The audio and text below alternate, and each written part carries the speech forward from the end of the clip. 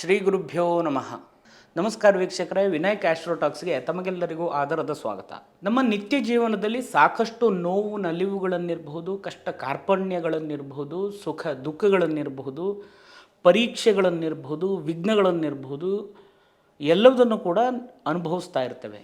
ಇದೆಲ್ಲವೂ ಕೂಡ ಪೂರ್ವಜನ್ಮದಲ್ಲಿ ನಾವು ಮಾಡಿರತಕ್ಕಂತಹ ಕರ್ಮಫಲಕ್ಕನುಸಾರವಾಗಿ ಗ್ರಹಗಳ ಗೋಚಾರ ಸ್ಥಿತಿಗತಿಗಳಿಗೆ ಅನುಸಾರವಾಗಿ ಬರತಕ್ಕಂತಹ ಫಲಾಫಲಗಳಾಗಿರಬಹುದು.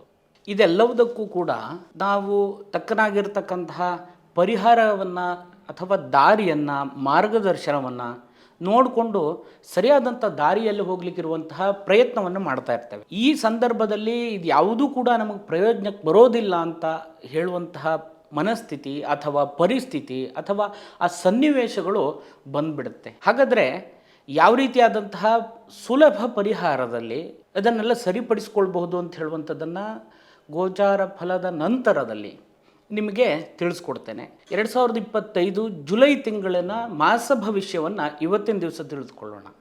ಧನುರಾಶಿ, ಜುಲೈ ತಿಂಗಳಿನಲ್ಲಿ ಗ್ರಹಗಳ ಸಂಚಾರದಿಂದಾಗಿ ಬರತಕ್ಕಂತಹ ಫಲಾಫಲಗಳು ಯಾವ ರೀತಿ ಇದೆ ಅಂತ ಹೇಳೋದನ್ನು ನೋಡೋದಾದರೆ, ಬಹಳ ಒಳ್ಳೆ ರೀತಿಯಾದಂತಹ ಪ್ರತಿಫಲಗಳು, ಲಕ್ಷಣಗಳು, ಅದೇ ರೀತಿ ಮಾಡುವಂಥ ಕೆಲಸ ಕಾರ್ಯ, ಉದ್ಯೋಗ, ವ್ಯಾಪಾರ, ವ್ಯವಹಾರ, ಸಾಂಸಾರಿಕವಾಗಿ, ಮಾನಸಿಕವಾಗಿ, ದೈಹಿಕವಾಗಿಯೂ ಕೂಡ ಪುಷ್ಟಿ ಇರುವಂಥ ಒಂದು ಸಮಯ ಅಂತ ಹೇಳ್ಬೋದು. ಗ್ರಹಗಳ ಸ್ಥಿತಿಗತಿಗಳ ಗೋಚಾರದ ಫಲದ ಅನುಗುಣವಾಗಿ ಸಾಕಷ್ಟು ಒಳ್ಳೆಯ ಒಂದು ದಾರಿಯಲ್ಲಿ ನಿಮಗೆ ಹೋಗ್ತಾ ಇರುವಂತಹ ಒಂದು ಅನುಭವವು ಕೂಡ ಜೀವನದಲ್ಲಿ ಕಂಡುಬರುವಂಥದ್ದು. ಗ್ರಹಸ್ಥಿತಿಗಳ ಅನುಕೂಲವು ನಿಮಗೆ ಪರಿಪೂರ್ಣವಾಗಿ ಸಿಗ್ತಾ ಇದೆ ಅಂತ ಹೇಳುವಂತಹ ಅನುಭವವು ಕೂಡ ಈ ಒಂದು ಸಂದರ್ಭದಲ್ಲಿ, ಈ ಒಂದು ತಿಂಗಳಿನಲ್ಲಿ ನಿಮಗೆ ಸಿಗುವಂತಹ ಯೋಗಗಳಿರುವಂಥದ್ದು. ಕುಟುಂಬದಲ್ಲಿ ಸುಖ ಶಾಂತಿ ನೆಮ್ಮದಿಗಳು ವೃದ್ಧಿಯಾಗುವಂಥದ್ದು. ಅದೇ ರೀತಿಯಾಗಿ ಕೆಲವಷ್ಟು ಅನಗತ್ಯವಾಗಿರತಕ್ಕಂತಹ ಮಾತುಗಳಿಂದ ಮನಸ್ಸಿಗೆ ಬೇಜಾರಾಗುವಂಥ ಸಾಧ್ಯತೆಗಳು ಕೂಡ ಈ ಒಂದು ಸಂದರ್ಭದಲ್ಲಿರುವಂಥದ್ದು. ನೀವು ಆಡಿರತಕ್ಕಂತಹ ಮಾತುಗಳಿಂದ ಅನೇಕ ರೀತಿಯಾದಂತಹ ಗೊಂದಲಗಳು ಅಥವಾ ಸಮಸ್ಯೆಗಳು ಕೂಡ ಬರುವಂಥ ಸಾಧ್ಯತೆಗಳಿರುತ್ತೆ. ಸ್ವಲ್ಪ ಜಾಗ್ರತೆಯಿಂದ ಮಾತನಾಡುವಾಗ ಬಹಳ ಸೂಕ್ಷ್ಮವಾಗಿ ವಿಚಾರವನ್ನು ಮಾಡಿಕೊಂಡು ಮುಂದುವರೆದರೆ ಬಹಳ ಒಳ್ಳೆಯ ಫಲವನ್ನು ಕೂಡ ಈ ಒಂದು ಸಂದರ್ಭದಲ್ಲಿ ಕಾಣಬಹುದು.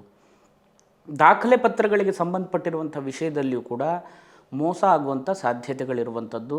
ಅದೇ ರೀತಿ ಎಷ್ಟೋ ಪ್ರಯತ್ನದಿಂದ ಮಾಡ್ತಾ ಇರುವಂಥ ಕೆಲವಷ್ಟು ದಾಖಲೆ ಪತ್ರಕ್ಕೆ ಅಥವಾ ಸರ್ಕಾರಕ್ಕೆ ಸಂಬಂಧಪಟ್ಟಿರುವಂಥ ಸೌಲಭ್ಯಗಳಿರಬಹುದು ಇತ್ಯಾದಿಗಳ ವಿಷಯದಲ್ಲಿ ಮಾಡ್ತಾ ಇರುವಂಥ ಪ್ರಯತ್ನಕ್ಕೆ ಒಳ್ಳೆಯ ಪ್ರತಿಫಲವನ್ನು ಕೂಡ ಕಾಣುವಂಥ ಯೋಗ ಈ ಒಂದು ಸಂದರ್ಭದಲ್ಲಿರುತ್ತೆ.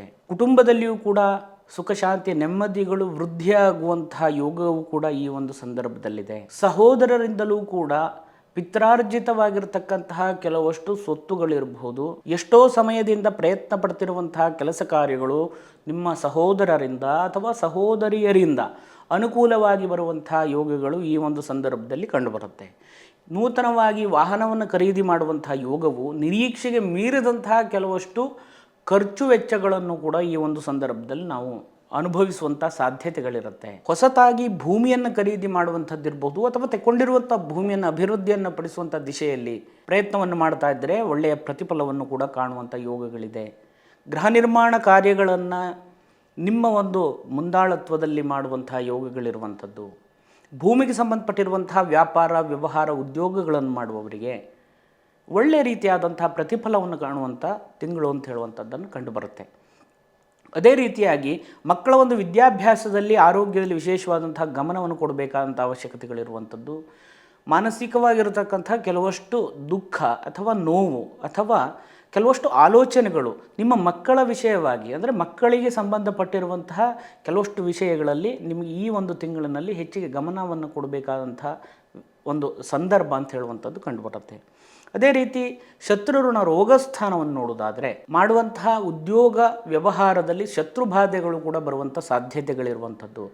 ವೈಮನಸ್ಸುಗಳಾಗುವಂಥದ್ದು, ಅಂದರೆ ವಿರೋಧಗಳಾಗುವಂಥದ್ದಾಗಿರ್ಬೋದು ಅಥವಾ ಕೆಲವಷ್ಟು ಮಾತುಗಳಿಗೆ, ನೀವು ಆಡಿರತಕ್ಕಂಥ ಕೆಲವಷ್ಟು ವಿಷಯಗಳಿಗೆ ಅಥವಾ ಅವರು ಹೇಳುವಂತಹ ವಿಷಯಗಳಿಗೆ ನಿಮಗೆ ವಿರೋಧ ಆಗುವಂಥದ್ದು, ಬೇಜಾರಾಗುವಂಥ ಸಂದರ್ಭಗಳು, ಸನ್ನಿವೇಶಗಳು ಕೂಡ ಬರುವಂಥ ಸಾಧ್ಯತೆಗಳಿರುತ್ತೆ. ಸಮದೂಗಿಸಿಕೊಂಡು ಸರಿಯಾದಂಥ ದಿಶೆಯಲ್ಲಿ ಮುನ್ನಡೆದರೆ ಒಳ್ಳೆಯ ಪ್ರತಿಫಲವನ್ನು ಕೂಡ ಈ ಒಂದು ಸಂದರ್ಭದಲ್ಲಿ ನೀವು ಕಾಣಬಹುದು. ಅದೇ ರೀತಿಯಾಗಿ ವಿವಾಹಕ್ಕೋಸ್ಕರವಾಗಿ ಪ್ರಯತ್ನ ಮಾಡ್ತಾ ಇರುವವರಿಗೂ ಒಳ್ಳೆಯ ಸಂಬಂಧಗಳು ಕೂಡಿ ಬರುವಂಥ ಯೋಗಗಳಿದೆ. ಪಾರ್ಟ್ನರ್ಶಿಪ್ ಬಿಸ್ನೆಸ್ನಲ್ಲಿಯೂ ಕೂಡ ಉನ್ನತಿಯನ್ನು ಕಾಣುವಂತಹ ಒಂದು ಕಾಲಘಟ್ಟ, ವಿದೇಶ ಪ್ರಯಾಣ ಮಾಡುವಂಥದ್ದಾಗಿರ್ಬೋದು ಅಥವಾ ವಿದೇಶದ ಕೆಲವಷ್ಟು ಕಂಪನಿಗಳೊಂದಿಗೆ ನೀವು ವ್ಯವಹಾರಗಳನ್ನು ನಡೆಸುವಂಥದ್ದಾಗಿರ್ಬೋದು, ಎಲ್ಲವೂ ಕೂಡ ಒಳ್ಳೆಯ ಪ್ರತಿಫಲವನ್ನು ಈ ಒಂದು ತಿಂಗಳಿನಲ್ಲಿ ನಿಮಗೆ ಸಿಗುವಂಥ ಯೋಗಗಳು ಕಂಡುಬರುತ್ತೆ. ಕೆಲವಷ್ಟು ಸಾಹಸಮಯವಾಗಿರುವಂತಹ ಕಾರ್ಯಗಳನ್ನು ಮಾಡುವಾಗ ಸೂಕ್ತ ಮುಂಜಾಗ್ರತೆ ಕ್ರಮವನ್ನು ತಗೊಳ್ಳಿ.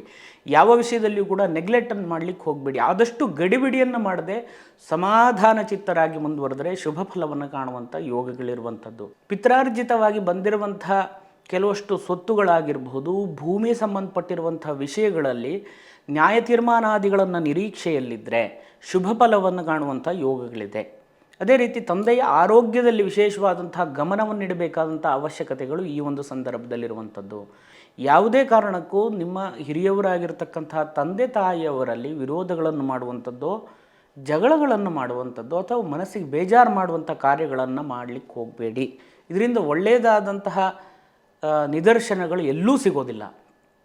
ತಪ್ಪೋ ಸರಿನೋ ಎಲ್ಲವುದನ್ನು ಕೂಡ ವಿವೇಚನೆಯನ್ನು ಮಾಡಿಕೊಂಡು ಸಮಾಧಾನ ಚಿತ್ತರಾಗಿ ಸಮಾಧಾನದಿಂದ ಜೀವನವನ್ನು ನಡೆಸ್ಕೊಂಡು ಹೋಗಲಿಕ್ಕಿರುವಂತಹ ದೈವಾನುಗ್ರಹ, ಅದೇ ರೀತಿಯಾಗಿ ಗುರು ಹಿರಿಯರ ಒಂದು ಅನುಗ್ರಹವೂ ಕೂಡ ಪ್ರಮುಖವಾಗಿರುವಂಥದ್ದು. ಉದ್ಯೋಗದಲ್ಲಿಯೂ ಕೂಡ ಸ್ಥಳ ಬದಲಾವಣೆ ಆಗುವಂಥ ಸಂದರ್ಭಗಳಿದೆ. ಅದೇ ರೀತಿ ಉದ್ಯೋಗದಲ್ಲಿ ನಿಮ್ಮ ಮೇಲಧಿಕಾರಿಗಳಿಂದ ಒಳ್ಳೆಯ ಪ್ರಶಂಸೆಗಳು, ಗೌರವ, ಕೀರ್ತಿಯೂ ಕೂಡ ಸಿಗುವಂಥ ಯೋಗಗಳಿದೆ. ಸಮಾಜಕ್ಕೆ ಆದಂತಹ ಕಾರ್ಯಗಳನ್ನು ನಡೆಸುವಂಥ ಯೋಗಗಳಿರುವಂಥದ್ದು. ಧಾರ್ಮಿಕ ಕಾರ್ಯಗಳಲ್ಲಿ ಹೆಚ್ಚಿಗೆ ಆಸಕ್ತಿಗಳು ಬರುವಂತಹ ಸಾಧ್ಯತೆಗಳಿದೆ. ತೀರ್ಥಕ್ಷೇತ್ರಗಳನ್ನು ಯಾತ್ರೆ ಮಾಡುವಂಥ ಯೋಗವು ಕೂಡ ಈ ಒಂದು ಸಂದರ್ಭದಲ್ಲಿದೆ. ಅದೇ ರೀತಿಯಾಗಿ ಒಳ್ಳೆಯ ಲಾಭಾಂಶಗಳು ನಿಮ್ಮ ವೃತ್ತಿಪರವಾಗಿ ಬಂದರೂ ಕೂಡ ದುಂದು ವೆಚ್ಚಗಳಿಂದ ಸಾಕಷ್ಟು ನಿಮ್ಮ ಸಂಪತ್ತನ್ನು, ಸಮಯವನ್ನು ವ್ಯರ್ಥ ಮಾಡುವಂಥ ಸಾಧ್ಯತೆಗಳು ಹೆಚ್ಚಿನದಾಗಿ ಕಂಡುಬರುತ್ತೆ. ಅದೇ ರೀತಿ ಒಳ್ಳೆಯ ಲಾಭಾಂಶವು ನಿಮಗೆ ಬಂದಿದೆ ಅಂತ ಹೇಳುವಂಥದ್ದು ಗಮನಕ್ಕೆ ಬರದೇ ಇರುವಷ್ಟು ಖರ್ಚು ವೆಚ್ಚಗಳು ಜಾಸ್ತಿ ಆಗುವಂಥ ಸಾಧ್ಯತೆಗಳಿರುತ್ತೆ. ಆ ಒಂದು ವಿಷಯದಲ್ಲಿ ಹೆಚ್ಚಿಗೆ ನಿಗಾ ಇಡಬೇಕಾದಂಥ ಅವಶ್ಯಕತೆಗಳು ಈ ಒಂದು ತಿಂಗಳಿನಲ್ಲಿದೆ. ದುಶ್ಚಟ, ದುರ್ಜನರ ಸಹವಾಸ, ದುರ್ಬುದ್ಧಿ ಅಥವಾ ಇನ್ನಿತರ ಕೆಲವಷ್ಟು ನೆಗೆಟಿವಿಟಿ ಆಗಿರುವಂತಹ ಆಲೋಚನೆಗಳಿಂದ ಅಥವಾ ವಿಷಯಗಳಿಂದ ದೂರ ಇದ್ದಷ್ಟು ಶುಭ ಫಲವನ್ನು ಅನುಭವಿಸಲಿಕ್ಕೆ ಈ ಒಂದು ತಿಂಗಳಿನಲ್ಲಿ ನಿಮಗೆ ಸಹಾಯ ಆಗುತ್ತೆ ಅಂತ ಹೇಳುವಂಥದ್ದು ಕಂಡುಬರುತ್ತೆ. ವೀಕ್ಷಕರೇ, ಇದಿಷ್ಟೆಲ್ಲ ಫಲಾಫಲಗಳನ್ನು ವಿಮರ್ಶೆ ಮಾಡಿ ಅದಕ್ಕೆ ಬೇಕಾಗಿರ್ತಕ್ಕಂತಹ ಪರಿಹಾರಗಳನ್ನು ಮಾಡಿಕೊಳ್ಬೇಕು ಅಂತ ಹೇಳುವಂತಹ ವಿವೇಚನೆಯಿಂದ ಸಾಕಷ್ಟು ಜನ ಸಣ್ಣ ಮಟ್ಟದಿಂದ ಆರಂಭ ಆಗಿ ಬಹಳ ದೊಡ್ಡ ಮಟ್ಟದವರೆಗೂ ಕೂಡ ಪೂಜೆ, ಪುನಸ್ಕಾರ, ಹೋಮ, ಹವನ ಇತ್ಯಾದಿಗಳನ್ನು ಕೂಡ ಎಲ್ಲರೂ ಕೂಡ ಅವರವರ ಉದ್ದೇಶಪೂರ್ವಕವಾಗಿ, ಉದ್ದೇಶ ಅಂತ ಹೇಳಿದರೆ ವ್ಯವಹಾರಕ್ಕಿರಬಹುದು, ಉದ್ಯೋಗಕ್ಕಿರಬಹುದು, ಆರೋಗ್ಯಕ್ಕಿರಬಹುದು, ಮಾಟಮಂತ್ರ ಆಗಿದೆ ಅಂತಿರಬಹುದು, ಮಕ್ಕಳ ವಿಷಯವಾಗಿರಬಹುದು, ಸಾಂಸಾರಿಕ ವಿಷಯವಾಗಿರಬಹುದು, ಎಷ್ಟು ಇರಬಹುದು. ಮನುಷ್ಯನ ಜೀವನದಲ್ಲಿ ಇಷ್ಟೇ ಅಂತ ಹೇಳಿ ನಾವು ಹೇಳಲಿಕ್ಕೆ ಸಾಧ್ಯ ಇಲ್ಲ.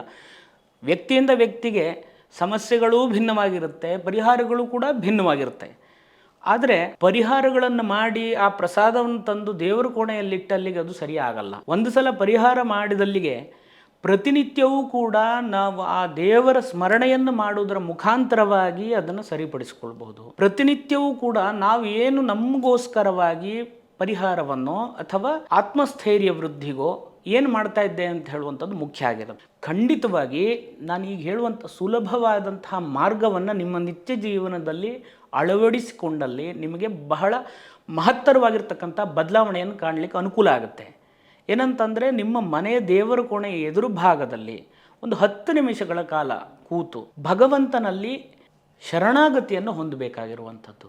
ಕಾಯ, ವಾಚ, ಮನಸ ಮಾಡುವಂಥ ಕೆಲಸದಲ್ಲಿ ಅಥವಾ ಆಡುವಂಥ ಮಾತಿನಲ್ಲಿ, ಮಾಡುವಂಥ ವಿಚಾರದಲ್ಲಿ ಸಾಕಷ್ಟು ತಪ್ಪು ಒಪ್ಪುಗಳು ಮನುಷ್ಯ ಅಂತ ಅಂದ ತಕ್ಷಣ ಬರಲಿಕ್ಕೆ ಸಾಧ್ಯತೆಗಳು ಹೆಚ್ಚಿನದಾಗಿರುವಂಥದ್ದು.